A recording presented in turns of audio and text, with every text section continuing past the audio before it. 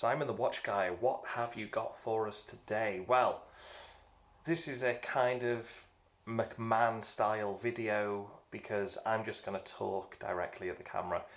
Right now, I'm actually feeling a bit naked. I don't have a wristwatch on. That is because I have just taken it off. I had on the Cartier Tank. However, I was just washing some dishes and it suddenly dawned upon me, hey, I can't really wear this thing as I wash the dishes. And it kind of made me question everything about watches and everything I've ever sold. And I just got these images in my head of the SNE 498P1, aka the Golden Tuna. God knows I miss that watch. I really miss that watch. I miss many watches. I miss the Orient Bambino. I miss the Victorinox, really badly. And I actually miss there's actually many watches I miss. The Citizen ProMaster Tough is another one. And it kind of got me thinking, what do I do? I looked online because I was tempted to do a rebuy of the SNE 498P1 Golden Tuna. Unfortunately, it's discontinued. Seiko don't make it anymore. It sells used for well over £300, and I've lost it. I sold it. I sold it significantly cheaper than that. I didn't think it would go up in price. I thought Seiko would produce it for quite a while, but no, they didn't. So, where am I going with this? Well, let me give you a super quick update on the state of the collection. The Junghans officially sold, it's gone, the buyer is very happy, so that is great, fantastic news. The Junghans is gone, distant memory. I really love the watch, but I can't have something that has a proprietary crystal because replacing it is a nightmare. And I am not prepared to go through that nightmare again. My Casio F91 has just reached the grand old age of 7 years old. What does that mean? Well, the resin strap's broken. I've purchased a new resin strap. The F91 is actually probably a little bit small for my 7.25 inch wrist. However, it's a classic and I'm going to keep it until the battery goes, and to be honest, I might even replace the battery because 7 years, it's cost me less than £1 a year to run.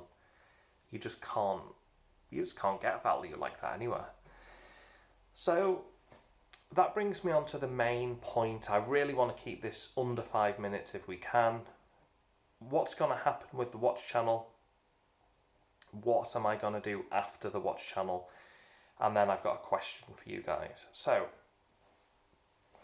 what's going to happen to the watch channel? There's a Bulova clock. I'm going to review that in 1 month. I need it to arrive, spend some time with it. It's a clock. It won't take me long to kind of give you a sense of is it good or bad. Next up, what am I going to do after the watch channel, after that clock review? There will be no more video blogs like this, unfortunately.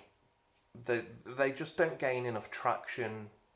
I think watches clearly gain the most traction, but you look at Aaron Dunlap's got a fantastic channel, really love his channel. You look at Random Rob, Ben's Watch Club, TGV, Just One More Watch. A lot of these channels have some form of budget, or they've got the camera equipment, or companies are sending them watches.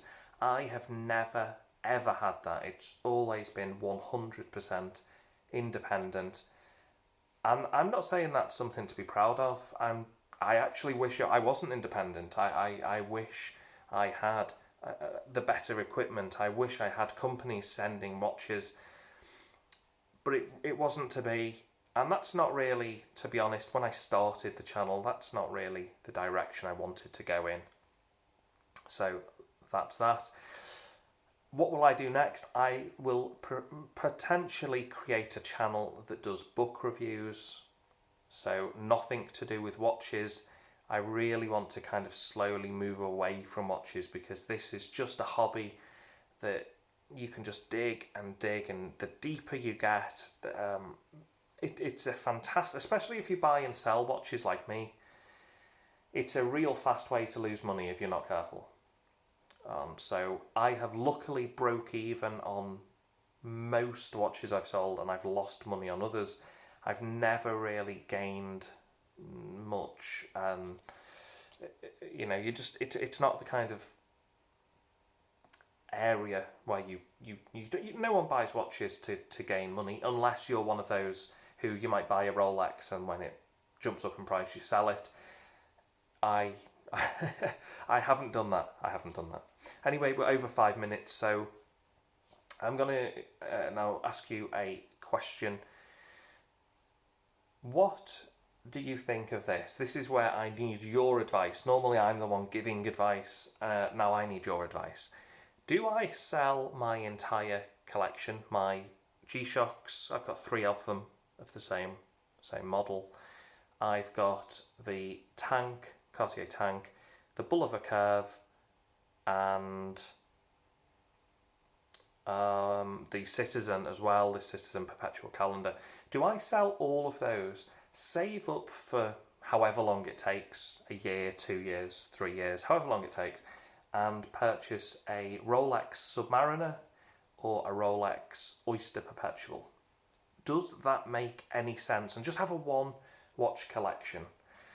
Because honestly, when I go to the sink and I wash dishes, having to take your watch off and on throughout the day, it's quite frustrating. And there is something to be said, when you take that watch off and you might put your G-Shock on, that watch, it's just sitting there, it's not being used. And now I'm several years into my watch collecting hobby, maybe longer, maybe I've probably been buying watches for at least 10-15 years, but I got heavily into watches in the past 4 years.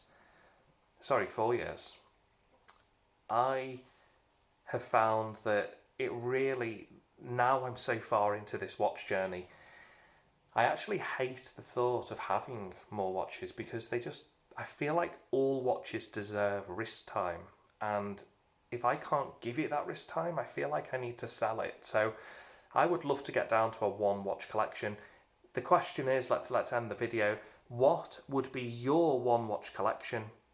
If you had a choice, you just had one watch in your collection, what would it be? Let me know in the comments below.